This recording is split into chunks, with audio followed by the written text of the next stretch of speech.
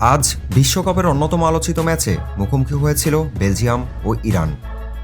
Scoreline Belgium 0, Iran 0 হলেও পুরো match জুড়ে ছিল টানটান উত্তেজনা, ভিএআর নাটক এবং ইরানের গোলকিপার আলীরাজা বেহরানভান্দের অবিশ্বাস্য পারফরম্যান্স। ম্যাচের শুরু থেকেই বলের দখল ছিল বেলজিয়ামের।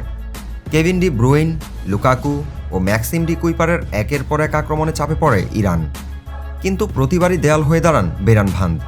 এরপর আসে ম্যাচের প্রথম বড় নাটক। প্রথমার্ধে মেহেদি তারেমি বল জালে জড়িয়ে ইরানকে এগিয়ে দিয়েছিলেন। ইরানের খেলোয়াড় ও সমর্থকরা তখন উল্লাসে মেতে ওঠেন, কিন্তু ভিএআর রিভিউর পর অফসাইড ধরা পড়ায় গোলটি বাতিল করে দেন রেফারি। মুহূর্তেই আনন্দ বদলে যায় হতাশায়। দ্বিতীয়ার্ধে ম্যাচ আরও উত্তপ্ত হয়ে ওঠে।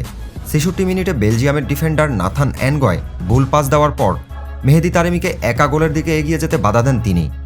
রেফারি সরাসরি লাল কার্ড দেখান তাকে। ফলে শেষ প্রায় ২৫ মিনিট ১০ জন নিয়ে খেলতে হয় বেলজিয়ামকে। একজন বেশি খেলোয়াড় নিয়ে খেললেও ইরান গোল করতে পারেনি, তবে শেষ পর্যন্ত নিজেদের জাল জালও অক্ষত রেখেছে। আর এর পেছনে সবচেয়ে বড় অবদান ছিল আলীরাজা বেহরানভান্দের। ম্যাচ জুড়ে তিনি করেন ৭টি অসাধারণ সেভ। বিশেষ করে ম্যাক্সিম ডি কুইপারের খুব কাছে থেকে নেওয়া শট যেভাবে তিনি ঠেকিয়েছেন, সেটি ইতোমধ্যেই বিশ্বকাপের অন্যতম সেরা সেভ হিসেবে আলোচনায় এসেছে। বেলজিয়ামের মতো শক্তিশালী দলের বিপক্ষে ক্লিনশিট রেখে ম্যাচ সেরা নির্বাচিত হন আলীরাজা বেহরানভান্দ। তার দুর্দান্ত পারফরম্যান্স ইরান গুরুত্বপূর্ণ এক পয়েন্ট তুলে নেয় এবং নকআউট পর্বে ওঠার আশা বাঁচিয়ে রাখে। এই ড্রয়ের পর গ্রুপ জি আরও জমে উঠেছে। এখন শেষ ম্যাচে নির্ধারিত হবে কোন দল যাবে পরবর্তী রাউন্ডে।